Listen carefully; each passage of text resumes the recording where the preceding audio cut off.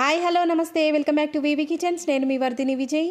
ఈరోజు మన కిచెన్లో గోంగూరతో ఒక మంచి రెసిపీని చూపించబోతున్నానండి. అది మరేంటో కాదు, గోంగూర పచ్చడి అండి. ఈ గోంగూర పచ్చడిని ట్రెడిషనల్ వేలో ఎలా ప్రిపేర్ చేయాలో వీడియోలో చూపించబోతున్నాను. ఈ స్టైల్లో కనుక గోంగూర పచ్చడిని ప్రిపేర్ చేశారంటే గోంగూరను తీసుకొచ్చిన ప్రతిసారి కూడా సేమ్ ఇదే ప్రాసెస్లో పచ్చడిని ప్రిపేర్ చేసుకొని తినేస్తారండి. అంత టేస్టీగా ఈ గోంగూర పచ్చడి ఉంటుంది.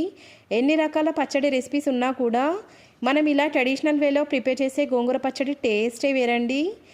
ఇంట్లో కనుక గోంగూర పచ్చడిని ప్రిపేర్ చేశారంటే అన్నం మొత్తాన్ని కేవలం ఈ గోంగూర పచ్చడితోనే ఇంట్లో వాళ్ళందరూ కూడా లాగించేస్తారు. అంత టేస్టీగా గోంగూర పచ్చడి ఉంటుంది. నోటికి ఏమీ రుచిగా లేకుండా ఏమీ తినాలనిపించినప్పుడు కనుక ఇలా గోంగూర పచ్చడిని ప్రిపేర్ చేశారంటే అన్నం మొత్తం కూడా ఈ గోంగూర పచ్చడితోనే తినేస్తారండి. అంత టేస్టీగా ఈ గోంగూర పచ్చడి ఉంటుంది.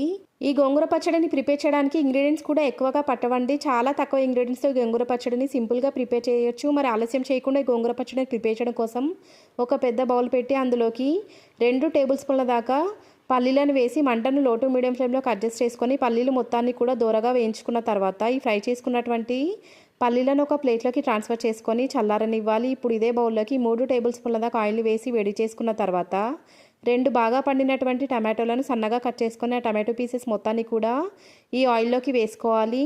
టమాటోలతో పాటుగా 1/2 kg వరకు ఎర్ర గోంగూరను తీసుకువచ్చి ఆ గోంగూరను లేత కాడలతో కట్ చేసుకొని ఆ కట్ చేసుకున్నటువంటి గోంగూర ఆకులను వాటర్తో వాష్ చేసుకున్న తర్వాత వాటర్ మొత్తాన్ని కూడా డ్రైన్ చేసేసుకొని కేవలం గోంగూర ఆకులను మాత్రమే ఈ బౌల్లోకి వేసుకొని మూత పెట్టి 5 to 10 minutes పాటు మంటను లో టు మీడియం ఫ్లేమ్లోకి అడ్జస్ట్ చేసుకొని ఈ గోంగూర మొత్తాన్ని కూడా ఉడికించుకోవాలి. ఈ గోంగూరని ఉడికించక ముందున్న క్వాంటిటీకి ఉడికించిన తర్వాత ఉన్న క్వాంటిటీకి అస్సలు సంబంధం ఉండదండి. గోంగూర మొత్తం కూడా చాలా తగ్గిపోతుంది. ఈ గోంగూర మొత్తాన్ని కూడా మధ్య మధ్యలో కలుపుకుంటూ మంటను లో టు మీడియం ఫ్లేమ్లోకి అడ్జస్ట్ చేసుకుంటూ ఉడికించుకోవాలి. 2 నిమిషాల తర్వాత ఈ గోంగూర మొత్తాన్ని కూడా ఒకసారి అడుగు నుంచి కలుపుకున్న తర్వాత ఇప్పుడు ఈ గోంగూరలోకి 15 నుంచి 20 వరకు కారానికి తగ్గట్టుగా పచ్చిమిరపకాయలను వేసుకొని ఆ పచ్చిమిరపకాయలను కూడా ఈ గోంగూరతో పాటు కలిసేలాగా కలుపుకున్న తర్వాత గోంగూరతో పాటుగా ఈ పచ్చిమిరపకాయలను కూడా ఫ్రై చేసుకోవాలి. పచ్చిమిరపకాయలు మొత్తం కూడా కలిపేసుకున్న తర్వాత ఇప్పుడు గిన్నె పైన మూత పెట్టి 5 to 10 minutes పాటు మంటను లో టు మీడియం ఫ్లేమ్లోకి అడ్జస్ట్ చేసుకొని మధ్య మధ్యలో కలుపుకుంటూ ఈ గోంగూర మొత్తాన్ని కూడా ఉడికించుకోవాలి.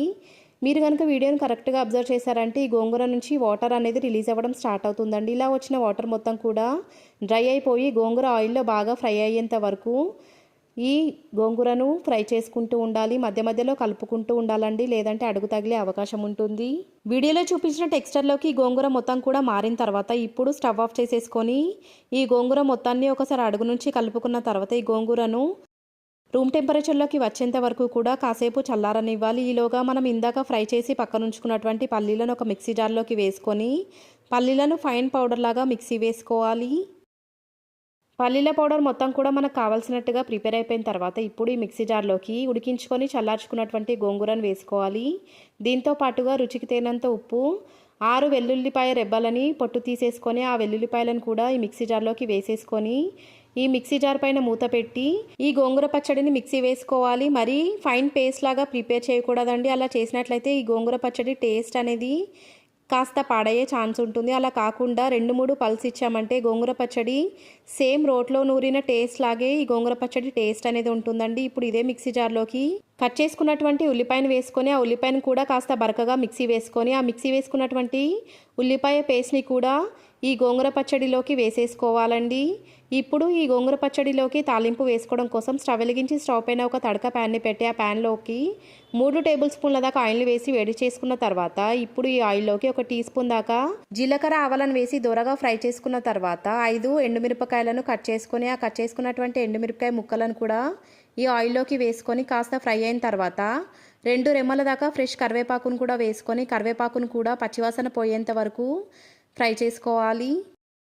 కరివేపాకు ఫ్రై అయిపోయిన తర్వాత ఇప్పుడు ఈ ఆయిల్లోకి 6 పొట్టు తీయనటువంటి వెల్లుల్లిపాయల్ని కాస్త బరకగా దంచుకొని ఆ వెల్లుల్లిపాయల్ని కూడా ఈ ఆయిల్లోకి వేసుకొని ఫ్రై చేసుకున్న తర్వాత 1/2 టీ స్పూన్ దాకా పసుపును కూడా వేసుకొని పసుపు మొత్తం కూడా ఈ తాలింపుతో పాటు కలిసేలాగా ఒకసారి అడుగు నుంచి కలుపుకొని మరొక 30 seconds పాటు ఈ తాలింపు మొత్తాన్ని కూడా ఫ్రై చేసుకున్న తర్వాత ఇలా ప్రిపేర్ చేసుకున్నటువంటి తాలింపు మొత్తాన్ని కూడా ఇందాక మనం మిక్సీ వేసి పక్కనుంచుకున్నటువంటి గోంగూర పచ్చడిలోకి వేసేసుకొని తాలింపు మొత్తం కూడా గోంగూర పచ్చడితో పాటు కలిసేలాగా అడుగు నుంచి కలుపుకోవాలి.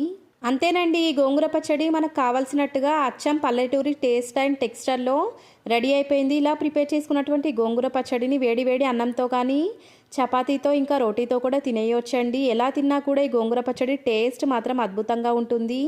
ఈ గోంగూర పచ్చడి ఒక్కటి ఉన్నదంటే సరిపోయిందండి. అన్నం మొత్తం కూడా కేవలం ఈ గోంగూర పచ్చడితోనే తినేయొచ్చండి. అంత టేస్టీగా ఈ గోంగూర పచ్చడి రుచి ఉంటుంది.